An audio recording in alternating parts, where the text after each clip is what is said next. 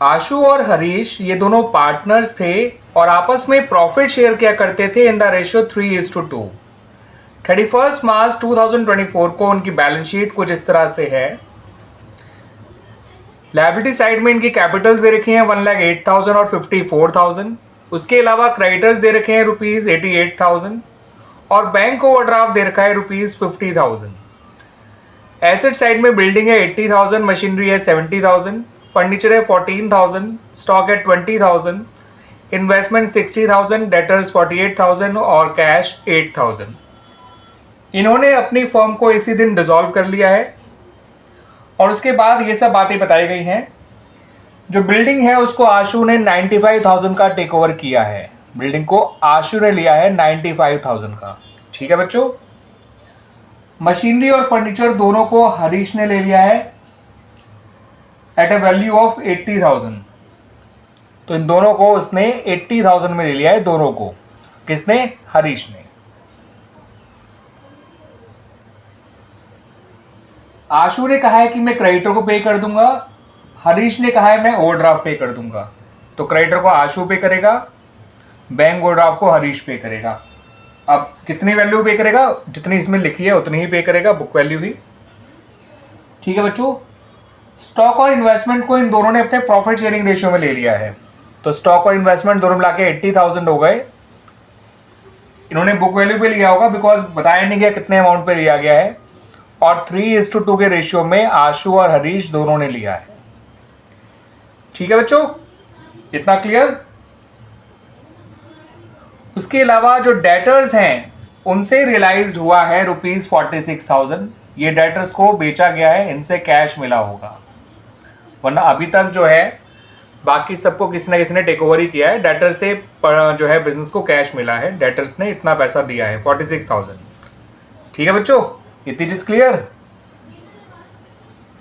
Expenses और realisation भी जो है कैश में पे करे गए हैं और वो है ₹3,000। बाकी देख लीजिए बच्चों, दो ही लायबिलिटीज थी आउटसाइड लायबिलिटीज, क्रेडिटर और बैंक ओवरड्राफ्ट। कैपिटल्स तो वैसे भी रियलाइजेशन में डाल के क्लोज नहीं करते, ठीक है, वो आउटसाइड लायबिलिटीज नहीं है। और यहाँ पर कैश के अलावा सारी एसेट्स का इन्होंने हिसाब किताब बता रखा है, और वैसे भी कैश को रियलाइजेशन में डाल के क्लोज नहीं करा करते हैं। आपसे क्वेश्चन में कहा गया है नेसेसरी लेजर अकाउंट्स बनाइए। तो जब नेसेसरी लेजर अकाउंट्स के बारे में लोग बात करते हैं तो यहाँ पर मेनली आपको बच्चों 3 अकाउंट बनाने होते हैं। एक आपको बनाना है रियलाइजेशन अकाउंट, दूसरा आपको बनाना है कैश अकाउंट यहाँ पर, क्योंकि यहाँ पे बैलेंस आपको कैश का दे रखा है, और तीसरा आपको बनाना है बच्चों पार्टनर्स कैपिटल अकाउंट। तो एक रियलाइजेशन अकाउंट बनाइएगा, एक कैश अकाउंट बनाइएगा और एक पार्टनर्स कैपिटल अकाउंट बनाइएगा। कुल मिला के ये 3 अकाउंट आप बनाइएगा। ठीक है बच्चों, तो आइए शुरुआत करते हैं हम अपने रियलाइजेशन अकाउंट से। तो बच्चों जब आप अपना रियलाइजेशन अकाउंट बनाएंगे तो सबसे पहले आप अपनी जितनी भी एसेट्स और लायबिलिटीज है उन्हें क्लोज कर लीजिए। टू बिल्डिंग, ठीक है बच्चों, टू बिल्डिंग अकाउंट, और बिल्डिंग का अमाउंट है 80,000। टू मशीनरी अकाउंट, मशीनरी का अमाउंट है 70,000। टू फर्नीचर अकाउंट, फर्नीचर का अमाउंट है 14,000। टू स्टॉक अकाउंट, और स्टॉक का अमाउंट है 20,000। ठीक है बच्चों।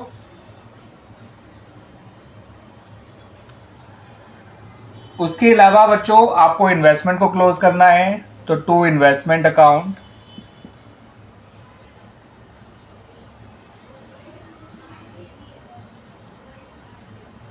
$60,000 लिखिएगा, और लिखिए टू डेटर्स अकाउंट, यहां लिखिए बच्चों ₹48,000। क्लियर बच्चों? अब आ जाते हैं बच्चों हमने लायबिलिटीज क्लोज करने पे। तो लायबिलिटीज में से आपको केवल क्रेडिटर्स को क्लोज करना है और बैंक ओवरड्राफ्ट को क्लोज करना है। क्रेडिटर का अमाउंट है 88,000 और बैंक का अमाउंट है 50,000। ठीक है बच्चों। फिर आशु ने जो बिल्डिंग टेक ओवर करी है तो बाय आशुज कैपिटल लिख दीजिएगा बच्चों, ब्रैकेट में बिल्डिंग लिख दीजिएगा आप लोग, और उसने 95,000 का लिया है बिल्डिंग को।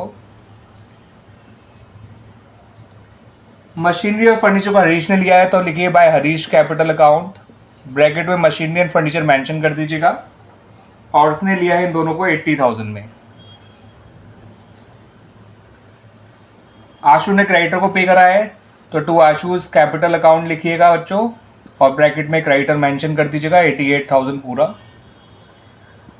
हरीश ने बैंक ओवरड्राफ्ट पे किया है तो टू हरीश कैपिटल अकाउंट लिखिए बच्चों, और बैंक ओवरड्राफ्ट का अमाउंट डाल दीजिए।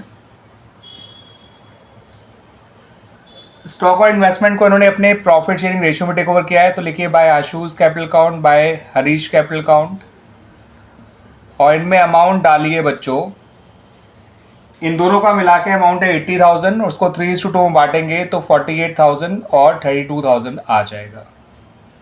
ठीक है बच्चों, मेंशन कर दीजिएगा कि ये आपने किस चीज़ के बदले में लिखा है ना बच्चों। इतना क्लियर। अब आपको क्या करना है बच्चों, जो डेटर से अमाउंट रियलाइज हुआ है उसको बाय कैश अकाउंट लिख लीजिए, और जो रियलाइजेशन एक्सपेंसेस पे करे हैं उसको टू कैश अकाउंट लिख लीजिए। डेटर से अमाउंट रियलाइज हुआ है 46,000, क्रेडिटर को आपको रियलाइजेशन एक्सपेंसेस आपने पे किए हैं ₹3,000। ठीक है, अब आपको क्या निकालना है बच्चों, अब आपको निकालना है रियलाइजेशन में प्रॉफिट हुआ या लॉस हुआ। तो आइए देख लेते हैं। 88 और 50 होता है बच्चों 138, और 138 और 95 होता है 233 और 80 होता है 313, और 48 होता है 361 और 2 363, 393, 399 और 439। तो ये साइड तो आ रही है बच्चों 439 क्रेडिट साइड का टोटल। डेबिट का देख लेते हैं 150, 164, 184 और 244, 252, 292, 3 लाख, 380, 430 और 433। ये साइड आ रही है 433। तो डिफरेंस है बच्चों 6,000, और क्रेडिट साइड बड़ी है डेबिट साइड से, इसका मतलब ये रियलाइजेशन गेन है, और रियलाइजेशन गेन को जो है आपको पार्टनर से बांट देना है। डेबिट साइड में लिखिएगा to gain transfer to Ashu's capital account to Harish capital account. ठीक है बच्चों, ऐसे लिख लीजिएगा। 6,000 को आपको बांटना है, टोटल 4,39,000 दोनों तरफ लिख देना है। ठीक है बच्चों, यहां भी लिख दीजिए 4,39,000। 6,000 को इन लोगों में बांटेंगे तो बच्चों 3,600 और 2,400 आ जाएगा 3:2 के रेशियो में जब आप इनको बांटेंगे। ये बन गया बच्चों realisation account. Now come to partners capital accounts. तो बच्चों जब आप पार्टनर्स कैपिटल अकाउंट्स बनाएंगे तो आपको सबसे पहले इनका ओपनिंग बैलेंस ऑफ कैपिटल लिखना है। आप इसे बाय बैलेंस ब्रॉट डाउन लिखिएगा, और लिखिएगा 1,08,000 आशु में और 54,000 हरीश में। उसके बाद बच्चों जो इनका रियलाइजेशन का गेन आया है वो लिख लीजिए। अंदर तो बैलेंस शीट के अंदर कुछ ऐसा है नहीं जो इनको डिस्ट्रीब्यूट किया जा सके, है ना बच्चों।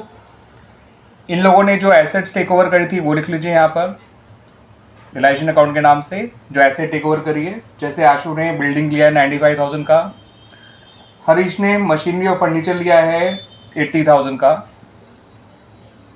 उसके अलावा इन्होंने स्टॉक और इन्वेस्टमेंट को लिया था कुल मिला के 80,000 में 48 और 32 अपने प्रॉफिट शेयरिंग रेशियो में लिया था ना बच्चों। उसके अलावा जो लायबिलिटीज़ ली थी, हरीश ने लिया था क्रेडिटर्स को 88,000 का, सॉरी आशु ने, और हरीश ने लिया था बैंक ओवरड्राफ्ट को 50,000 का, है ना बच्चों। और तो अब इसमें कुछ भी नहीं है बच्चों जो रिकॉर्ड किया जाए, हमने सब कुछ लिख ही लिया है। आइए अब इनके फाइनल बैलेंसेस निकाल लेते हैं। 1,08,000 और 88 होता है 196, 199,600, 199,600 में से 95 गया तो बच्चों कितना बचेगा, 104,600 बचेगा। 104 में से 50 गया तो 54,600, 56,600 बचना चाहिए बच्चों। यस, और इसे लिख देंगे हम टू कैश अकाउंट 56,600 आशु में, और टोटल था इसका 199,600, 199,600, 199,600। ठीक है बच्चों, अब हरीश को देखते हैं, ये 32 ये है, 80 ये है, तो ये हो गया 112। 112 में से आप ये कितना है बच्चों, 104 है। 112 में से 104 गया तो बचा 8000। 8000 में से 2400 और गया तो बचा 5600। तो हरीश को पैसा लाना पड़ेगा बच्चों 5600। 112 दोनों तरफ लिख दीजिएगा। क्लियर हो गया बच्चों? इस तरह से बन गया हमारा पार्टनर्स कैपिटल अकाउंट्स। क्लियर हो गया ना? करते हैं बच्चों अपना पार्टनर वो कैश अकाउंट। तो जब कैश अकाउंट बनाएंगे तो सबसे पहले कैश का ओपनिंग बैलेंस लिखेंगे जो कि 8000 है।